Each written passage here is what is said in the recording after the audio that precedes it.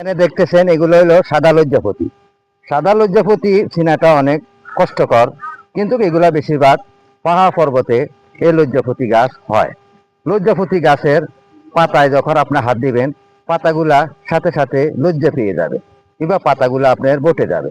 এই যে আমি এখন আপনাদেরকে দেখাচ্ছি পাতাগুলা কিভাবে বটে যায়। এই যে পাতাগুলো বটে যাবে, এখন হাতে আমি টাচ করতেছি, এই যে টাচ করতেছি, এই পাতাগুলো এখন বটে গেছে, দেখতেছেন পাতাগুলো বটে যাচ্ছে। এই যে পাতাগুলো বটে যাচ্ছে, বটে গেল, পাতাগুলা বটে যায়। যখন আপনার পাতার মাধ্যমে এভাবে যখন টাচ করবেন, তখন পাতাগুলা বটে যাবে। এই যে দেখতেছেন পাতাগুলা বটে গেল। কারণ সাদা লজ্জাপতি সব জায়গায় হয় না, পাহাড় পর্বতে সাদা লজ্জাপতি হয়। দেখতেছেন এখানে যথেষ্ট পরিমাণ সাদা লজ্জাপতি। তবে বিশেষ করে সাদা লজ্জাপতি গাছের যে আগাগুলা হয়, এই যে দেখতেছেন এখানে যে আগা, এই আগাগুলা কিন্তু অনেক সময় সাপে খেয়ে ফেলে, অনেক সময় সাপে খেয়ে ফেলে। তাই আপনারা অনেক সময় আসেন কিন্তু পাহাড়ের মনোরম পরিবেশ, পাহাড়ের দৃশ্য দেখার জন্য এসে আপনারা বিষধর সাপের কবলেও পড়তে পারেন। তাই সবসময় সতর্ক থাকবেন। সাদা লজ্জাপতি গাছ তুলতে এসে কিংবা অনেক কবিরাজের অনেক প্রয়োজন, তারা সাদা লজ্জাপতি কিংবা শহরে বন্দরে বিভিন্ন জায়গাতে সাদা লজ্জাপতি তারা বিক্রি করে, কিন্তু সাদা লজ্জাপতি খুঁজে পাওয়াটা অনেক কষ্টকর।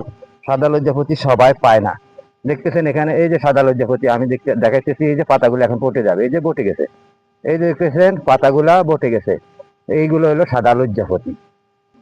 আর এখানে যেটা দেখতেছেন এটা হলো লাল লজ্জাপতি। এই যে দেখতেছেন আমি হাতে টাচ করব, এখন এটা বইটা গেছে। এই যে আমি হাতে টাচ করতেছি, এখন এটা বইটা যাবে, আমার হাতের লারা পালিয়ে এগুলা বটে যাবে। এই যে দেখতেছেন, এই যে দেখেন আমি আবার আপনাদেরকে দেখাচ্ছি, এই যে আমার হাতের লারা পড়লে এগুলা বটে গেছে, এই যে বটে গেছে, দেখতেছেন এগুলা বটে গেছে। এগুলো হলো লাল লজ্জাপতি। তাই কবিরাজারা অনেক সময় আসে এখানে লজ্জাপতি গাছ খোঁজার জন্য, কিংবা লজ্জাপতি গাছ যেখানে থাকে সেখানে কিন্তু বিষধর সাপও থাকে, বিষধর সাপ থাকে। আর এগুলো হলো সাদা লজ্জাপতি। এই যে দেখতেছেন এখানে সাদা লজ্জাপতি আমি দেখাচ্ছি আপনাদেরকে, এই যে সাদা লজ্জাপতি। আমি যতগুলা গাছের মাঝে হাত লাগাবো সবগুলো এখন বটে যাবে, সবগুলো এখন বটে যাবে, বটে গেছে, এই যে দেখতেছেন বটে গেছে।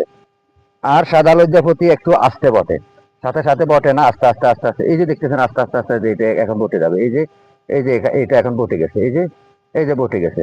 এই যে পাতাগুলো বটে যাবে, এখন বটে যাবে। এই যে সম্পূর্ণ পাতা এখন বটে যাবে, আস্তে আস্তে বটে গেছে। এই যে পাতাগুলা বদ্ধ হয়ে গেছে। এইভাবে সাদা লজ্জাপতি পাহাড়ে পাওয়া যায়। তাই আপনারা যারা পাহাড়ের মনোরম পরিবেশ কিংবা মনোরম দৃশ্য দেখতে আসেন, আপনারা সবসময় সতর্ক থাকবেন। অনেক সময় এই লজ্জাপতি গাছে বিষধর সাপ দেখতেছেন এখানে পাহাড়ের মাধ্যমে অনেকটাই জারজংলা, কারণ এই লজ্জাপতি গাছের মাধ্যমে বিষধর সাপ থাকে। এই যে দেখতেছেন আমি এখন হাত দিয়ে লাড়া দিলাম, সবগুলা কিন্তু বটে গেছে, এই যে বটে যাচ্ছে।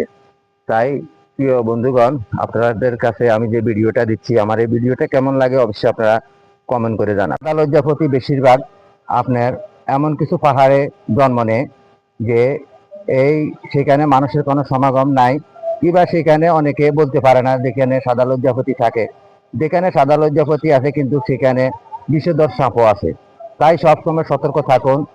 সকলকে ইউটিউব চ্যানেল, ফেসবুক পেজের পক্ষ থেকে আন্তরিক ভালোবাসা, প্রাণ ঢালা অভিনন্দন জানিয়ে এখানে বিদায় নিচ্ছি। আসসালামু আলাইকুম।